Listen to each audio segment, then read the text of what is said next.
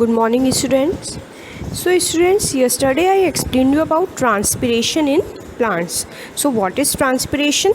The loss of water in the form of water vapor from internal tissues or aerial parts of the plants is called transpiration. So, more transpiration takes place through the lower surface of the leaf surface.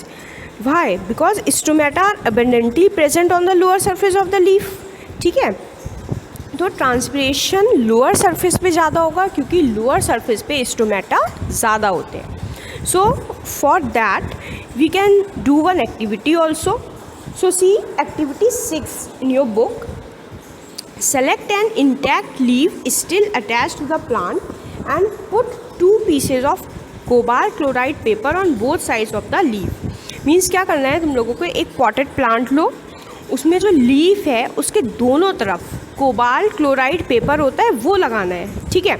अब place 2 slides on both sides of the leaf and fix a clip और rubber band to hold the slides with the leaf. और दोनों तरफ वो rubber band से fix कर दो slides को.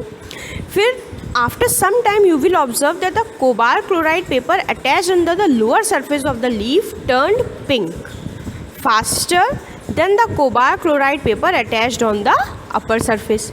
मीन्स थोड़ी देर बाद आप लोग क्या देखोगे कि जो कोबाल्ट क्लोराइड पेपर है लोअर सरफेस पे, ठीक है, क्योंकि स्टोमेटा कहाँ ज़्यादा प्रेजेंट होते हैं, लोअर सरफेस पे, तो वो पिंक हो गया होगा. ठीक है, बहुत ही जल्दी से. और जो कोबाल्ट क्लोराइड पेपर है जो अपर सरफेस पे किया था वो नहीं होगा. ठीक है, क्योंकि क्या होता है जो लोअर साइड पे स्टोमेटा ज़्यादा होते हैं in comparison with upper surface. So this is because the number of stomata is more in the lower surface of the leaf than in the upper surface. So see, note a cobalt chloride paper is blue when dry and it turns pink when wet. अब जहाँ पे सूखा होगा तो वो blue colour का ही रहेगा और जहाँ पे स्टोमेटा ज़्यादा होगा मीन्स वेट वहाँ पे वो पिंक हो जाएगा.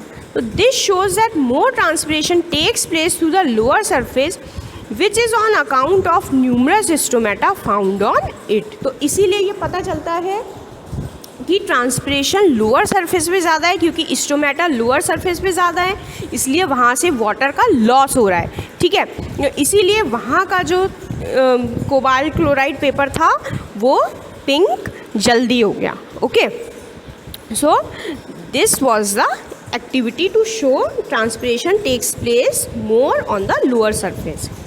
Now next is factors affecting transpiration. So first is light. As light regulates the opening and closing of stomata, it has an important role in transpiration. तो light का बहुत ज़्यादा important role है transpiration में. अब in the night and in darkness the rate of transpiration is very slow. क्योंकि रात में क्या होता है ट्रांसपिरेशन कम हो जाता है. क्यों? क्योंकि स्टोमेटा रात में क्लोज होते हैं. And during day time it is much faster because the stomata are open. और डे टाइम में स्टोमेटा खुले होते हैं तो वहाँ पे ट्रांसपिरेशन ज़्यादा होता है. Next is temperature. High temperature increases the rate of transpiration by causing the water to evaporate faster. जितना ज़्यादा टेम्परेचर होगा, जितनी ज़्यादा धूप उस पर पड़ेगी, उतनी जल्दी जल्दी ट्रांसपिरेशन का रेट जो है वो इंक्रीज़ हो जाएगा. Next is wind. The rate of transpiration is greatly affected by the velocity of wind because the rapid movement of wind increases transpiration. Wind की भी वजह से transpiration का movement जल्दी तेज़ी से होता है. Next is humidity. Humidity का क्या मतलब होता है? Moisture. So when the humidity in air is more, transpiration is very slow. But humidity के केस में क्या होगा? Transpiration slow हो जाएगा. But when there is less humidity in the air transpiration is very fast. मतलब क्या हुआ, अगर टेम्परेचर ज़्यादा है वही मतलब हो गया कि ह्यूमिडिटी कम है, टेम्परेचर ज़्यादा है तो ट्रांसपिरेशन जल्दी होगा. बट अगर मॉइस्चर है एयर में तो ट्रांसपिरेशन का रेट जो है वो स्लो हो जाएगा. Okay, so this was the explanation of this chapter. Be careful all of you, read carefully, see all the videos also very carefully.